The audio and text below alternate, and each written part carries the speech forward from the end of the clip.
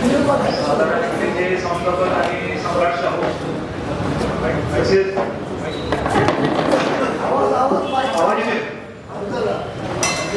वीरशैव भकैया, वीर लहोटी साळवे, महात्मा ज्योतिबा फुले,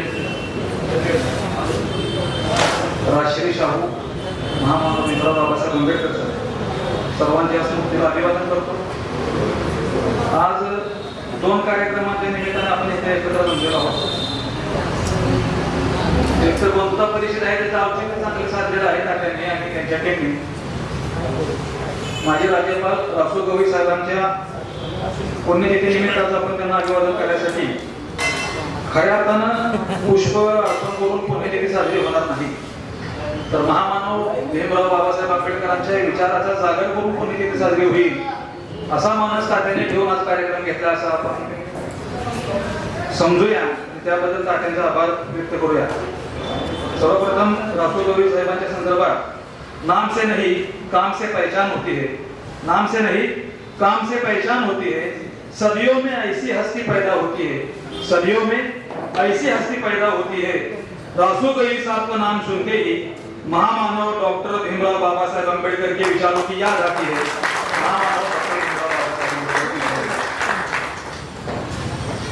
राजकीय क्षेत्रामध्ये विविध पदावर काम करणारे आमदार, खासदार, सभापती, उपसभापती आणि राज्यपाल म्हणून काम करणारे रासू गवई साहेब वेगळे रसायन आहेत. एक फार मोठी वेगळी हस्ती आपल्या राज्याला लाभलेली आहे. त्यांचे विचार भीमराव बाबासाहेब आंबेडकरांच्या विचारातून प्रेरित झालेले आहेत. त्यांचं खऱ्या अर्थानं स्मरण होईल त्यावेळेस आपण त्यांचं विचार अंगीकारायचं आपण ठरवू. आणि त्याचबरोबर नुसते विचार अंगीकारायचं या ठिकाणी याचं म्हणजे हा स्मारक म्हणजे आंदोलनाचा फक्त आंदोलनासाठी जमतो आपण असे याची ओळख झालेली, परंतु या व्यासपीठाच्या माध्यमातून वैचारिक बैठक सुद्धा केली जाते. आणि त्याच्या पुढे जाऊन कुठेतरी आपल्याला लिडरशिप डेव्हलपमेंट ज्या पद्धतीने रासू गवई साहेबांनी विधान परिषदेच्या आमदारापासून सभापती, उपसभापती, राज्यपाल अशी पदं भूषवली. ज्या वेळेस आपल्यामधील व्यक्ती वेगवेगळी पदं भूषवेल लोकप्रतिनिधी म्हणून, त्यावेळेस खऱ्या अर्थाने आपण त्यांना श्रद्धांजली अभिवादन करू असं आपण मानलं तरी चुकीचं ठरणार नाही. आज बंधुता परिषदेच्या निमित्तानं आपण जमलेलो आहोत आणि बंधुता परिषदेचं आतापर्यंत सगळ्या वक्त्यांचं जे बोलणं आहे ते फक्त वर्गीकरणाच्या भोवती फिरते. वर्गीकरण, उपवर्गीकरण हा विषय केंद्रित झालेला आहे. परंतु आपण सर्वजण माझ्यापेक्षा जाणकार आणि अनुभव आहात, तेवढाच मुद्दा बंधुता प्रस्थापित करण्यासाठी कारणीभूत आहे का जर आपण याचा विचार केला बरोबर तर लक्षात येईल की भीमराव बाबासाहेब आंबेडकरांनी बांधलेली मोठ फोडण्याचं काम गेले कित्येक दशके या देशामध्ये होत आहे. गेल्या कित्येक दशकामध्ये भीमराव बाबासाहेब आंबेडकरांनी एकत्र बांधलेला दलित तोडण्याचं काम काम कोण करतं हे आपल्या सगळ्यांना माहिती आहे. काम कशा पद्धतीने करतं हे आपल्या सगळ्यांना माहिती आहे. परंतु त्याच्या मुळाशी जाऊन षडयंत्र करणाऱ्याचं कारस्थान उडवून लावण्याचा आज आपल्याकडून प्रयत्न होताना दिसत नाही. आपल्यामध्ये फूट पाडण्याचं, आपल्याला तोडण्याचे बरेच प्रयत्नामध्ये त्यांनी एक असे प्रयत्न केले जे माझ्या अभ्यासामध्ये आहे की प्रत्येकाला आपापल्या महापुरुषाच्या भोवती, महान व्यक्तीच्या भोवती अडकून टाकतात. प्रत्येकाला आपापल्या समाजाच्या असलेल्या महापुरुषाच्या मध्ये अडकून टाकतात. आता आपण 4 समाजाचे नाव इथे लिहिलेले आहे. आपण जर पुन्हा त्याचा अभ्यास केला, विचार केला तर वीरशैव साहेबांनी जे काम केलेलं आहे, महात्मा बसवेश्वराव त्यांचं काम 12व्या शतकामध्ये त्यांनी केलेलं आहे, ते काम कशासाठी कसं होतं याचा पण अभ्यास आपण करणं गरजेचं आहे. त्यांनी उभा केलेला लढा कोणाच्या विरोधात होता हे सुद्धा आपण पाहणं गरजेचं आहे. आज आपल्या समाजामध्ये तर आपण ज्या त्याच्यावर अभ्यास करू आपल्याला कळेल त्यांनी सुद्धा धर्म वारतंडाच्या विरोधात लढा उभा करून आपल्या समाजाला दिशा देण्याचं काम केलं. संत रविदासाचं काम कशासाठी आहे आपण पाहिलं तर आपल्याला समजेल की ते सुद्धा काम त्या धर्तीवर केलेलं होतं. तशाच पद्धतीने महामानव भीमराव बाबासाहेब आंबेडकरांनी केलेलं काम सुद्धा आपण जर बघितलं तर धर्म मार्तंडाच्या विरोधात ज्यांनी धार्मिक गुलामगिरी, मानसिक गुलामगिरी आपल्यावर लादली होती त्यांच्या विरोधात लढा देऊन त्यांनी हा समाज मांडण्याचं काम केलं. परंतु पुन्हा त्याच विचारांनी आपल्यावर काही काय केलेलं आहे, प्रभाव निर्माण केलेला आहे आणि आपल्याला वेगवेगळ्या समाजामध्ये तोडण्याचं काम केलं. ही आजच परिस्थिती नाही. 2018 साली ज्यावेळेस एल्गार परिषद झाली, भीमा कोरेगाव दिन साजरा झाला, त्यावेळेस तात्या भीमा कोरेगावच्या आंदोलनाच्या संदर्भात एक 28 मिनिटांची मुलाखत माझ्या एका चॅनलला झाली होती आणि त्याचे विश्लेषण जे केलं होतं, मला नागपूरमधून भंते साहेबांचा फोन आला की आजच्या वेळेस भीमा कोरेगावचं ज्या पद्धतीने मांडणी केली जाते त्याला अतिशय चांगल्या पद्धतीने अभ्यास करून मांडणी तुम्ही केलेली आहे. त्यांनी त्या चॅनलचा नंबर घेऊन मला त्यावर संपर्क साधला होता. मुळात आपला लढा काय आहे, कशासाठी आहे हे आपली जनता विसरलेली आहे, आपल्यातले लोक ते विसरलेले आहेत. नुसतं तेवढं झालं नाही की भीमा कोरेगावची मांडणी केल्यानंतर 2011 मध्येच मी बापू असतील, पारपुळके सर असतील, चंद्रकांत अप्पा आहेत, सिद्धार्थ खराड होता, त्यावेळेस आपला पत्रकार ओंकार तापाशे जेवण होता, आपल्या इथे स्टुडिओमध्ये एकत्र बोलवून एकत्र मोड बांधण्यासाठी 2-3 बैठका केल्या. का तर आपल्या डोक्यात भीमराव बाबासाहेब आंबेडकरांनी दिलेली बंधुता आणि समजूत. त्यावेळेस मुस्लिम समाजाला असं कोणतेही संकट 2018 साली नव्हतं. त्यावेळेस सवर्ण दलितांच्या फार मोठ्या प्रमाणात महाराष्ट्रामध्ये चालू भीमा कोरेगावचे विषय. परंतु तुम्हाला जर बंधुता समजले नाही, बाबासाहेबांचे विचार समजले नाही आणि आपण प्रत्येक जण आपल्या याच्यामध्ये घुसलो तर भविष्यामध्ये प्रत्येक जण अडचणीत येणार आहे.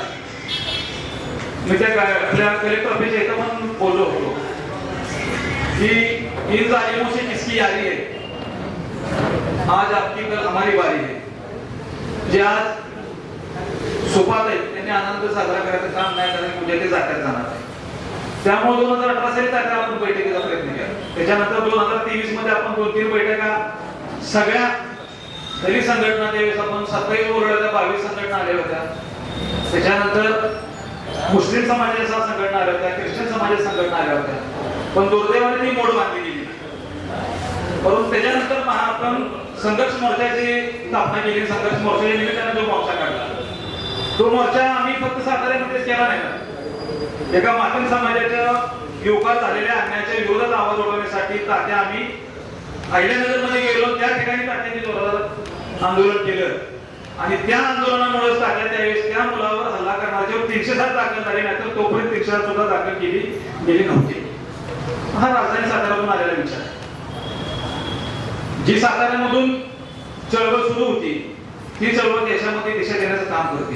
आज सुद्धा तात्याने आणि त्यांच्या सरकारने उभी केलेली बंधुता परिषद जर आपण विचारांना चांगल्या पद्धतीनं मजबूतीनं पुढे नेण्याचं ठरवलं तर निश्चितपणे ही बंधुता परिषद देशाला उद्या दिशा देण्याचं काम करेल. एवढं आपण मानलं तरी चुकीचं ठरणार नाही. ज्यावेळेस आपण सगळे महापुरुष बघतो, आता मी आलो, माझा समाज आला की थोडस लोकांच्या डोक्यात येतं की काहीतरी अडचण म्हणून.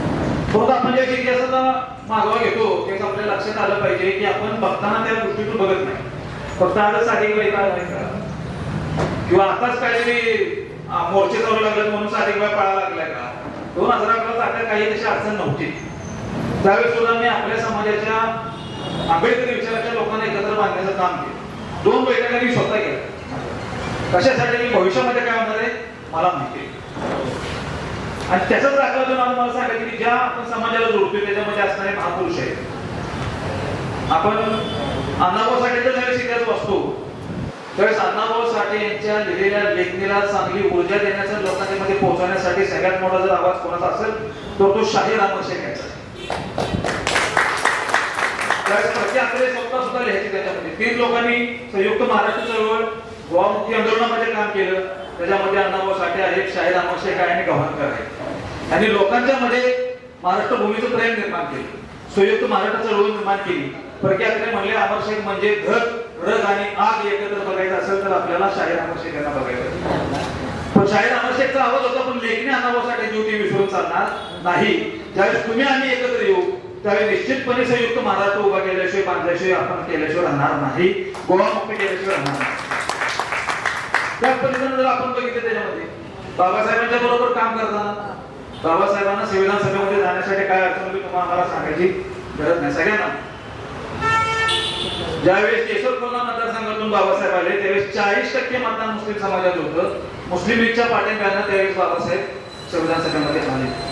की कुठेतरी आपण एकत्रितपणे बांधलो गेलो, फक्त सत्तेच्यासाठी नाही फक्त आंदोलनासाठी नाही तर वैचारिक बैठक जर आपण पूर्णपणे ठेवली आणि गाव खेड्यामध्ये वाड्या वस्तीवर जाऊन ज्यावेळेस आपण आंबेडकरी विचार पोहोचवण्याचा प्रयत्न जर केला तर निश्चितपणे येणाऱ्या कालावधीमध्ये एक साताऱ्यातून उभी राहिलेली बंधुत्व परिषद एका क्रांतीची रूप घेतल्याशिवाय क्रांतीचं राहणार नाही. खऱ्या अर्थानं काहीतरी झाल्यानंतर आपण आंदोलन करण्यासाठी इथे येतो. कुठंतरी कोणाला तरी डिवचल्यानंतर अन्याय केल्यानंतर आपण एकत्र होतो, तात्पुरतं एकत्र येऊन जिल्हाधिकारी कार्यालयासमोर आपण आळापट करतो आणि निघून जातो. परंतु माझ्या सगळ्यांना कळकळीची विनंती आहे, जर सन्मानाची वागणूक आपल्याला ह्या देशामध्ये मिळवायची असेल, जर आपल्या हक्काचा वाटा सत्तेमध्ये प्रशासनामध्ये मिळवायचा असेल तर आपल्यामध्ये असलेले सगळे मतभेद, जाती धर्माच्या भिंती तोडून आपल्याला एकत्र आंबेडकरवादी म्हणून चालावं लागेल. आणि ज्या वेळेस आपण आंबेडकरवादी म्हणून चालू त्यावेळेस खऱ्या अर्थानं देशाची सत्ता पुन्हा तुमच्या पायाशी लोकांना घातल्याशिवाय राहणार नाही, एवढं आजच्या दिवसात मी तुम्हाला खात्रीपूर्वक सांगतो. जर आपल्याला सत्ता प्रस्थापित मिळवायची आहे तर ह्या देशामध्ये असणारा सगळ्यात मोठा जो एक गट्टा मतदान करणारा समाज आहे. आपण बघतो दलित समाजामध्ये 59 जात्या म्हणतात, आम्हाला सांगितलं किती 59 दलित समाजामध्ये 60. देशामध्ये विचार केला तर 1200 आहे. आणि त्याच्यामध्ये जर आपण विचार केला तर एवढ्या लोकांची मोड बाबासाहेबांनी बांधली, ती मोड बांधून त्यांनी विचार केला नाही तो कुठल्या जातीचा. सगळ्यांना आरक्षण दिलं बाबासाहेबांनी, आरक्षण घेतोय पण बाबासाहेबांचं, नोकरी मिळवते पण बाबासाहेबांमुळे, सत्ता मिळवते पण बाबासाहेबांच्यामुळं. पण कुठंतरी त्या ठिकाणी गेल्यानंतर बाबासाहेबांच्या विचाराचा जागर करताना तो कमी पडतोय हे सुद्धा आपल्याला समाजाला जाऊन सांगितल्याशिवाय आपल्याला सांगत बसायचं नाही. समाजाच्या प्रत्येक घरामध्ये जो लाभार्थी आहे आरक्षणाचा, ज्यांना आरक्षणाच्या माध्यमातून लाभ घेत नाही, ज्याला अॅट्रॉसिटी सुरक्षा कवच मिळालेलं आहे, त्या प्रत्येकाला जाऊन सांगायला लागेल की तुला हे मिळालेला जो अधिकार हक्क आहे तो केवळ आणि केवळ बाबासाहेबांच्यामुळेच मिळालेला आहे. तू कुठलाही वादी बन, तू कुठलाही वादी बन, पण जर तू खऱ्या अर्थानं आंबेडकरवादी झाला नाही तर तुझ्यासारखा कृतज्ञ कोणी नाही हे आपल्याला जाऊन समजावून सांगावं लागणार आहे. त्यासाठी पुन्हा एकदा चांगली बैठक आपल्याला बनवावी लागेल, चांगल्या विचाराच्या लोकांना एकत्र बसवावं लागेल आणि वाड्या वस्त्यावर जाऊन लोकांच्या मनामध्ये पुन्हा एकदा आंबेडकरवादाची दिशे आपल्याला रोवावी लागेल. त्या बैठक झाली, कार्यक्रम झाला, त्याच्यावर थांबून चालणार नाही. आम्ही तुमच्या बरोबर तन मन धन लावून 24 तास म्हटलं तरी संपूर्ण सातारा जिल्हा पालथा घालायसाठी आम्ही तयार आहोत. पण खऱ्या अर्थानं या परिषदेला आपल्याला यशस्वी करायचं असलं तर सगळ्यांना आपल्याला बाहेर पडावं लागेल. 6 महिने 7 महिने आपल्याला पूर्ण जिल्ह्यामध्ये फिरावं लागेल. पक्ष पार्टी कोणती असू दे त्याला बाजूला ठेवून आंबेडकरवादीमधून आपण ज्यावेळेस लोकांच्या मध्ये जाऊ तर निश्चितपणे तात्या या सातारा जिल्ह्यातून जी क्रांती सुरू होईल ती उद्याची देशाची दिशा बदलल्याशिवाय राहणार नाही, एवढा विश्वास मी आजच्या मला देतो. बोलायची मला संधी दिली त्याबद्दल संयोजकाचा मी आभार व्यक्त करतो. आणि खऱ्या अर्थानं आपण सर्वजण एकत्रितपणे येऊन काम केलं तर खरंच हा सत्तेचा जो बलिदान ताकद आहे आणि ज्यांच्यामध्ये आज अहंकार आलेला आहे त्याचं खऱ्या अर्थानं दाखवून दिलं. आज खऱ्या अर्थानं इथं बसल्यानंतर परिषद सुरू असतानाच मेसेज आला की राजीनामा दिला. हा खऱ्या अर्थाने विजय संविधानाचा आहे आणि हे संविधान आपल्याला उद्या सत्तेपाशी पोहोचवल्याशिवाय राहणार नाही, एवढं सांगून सांगतो. जय भीम, जय भीम.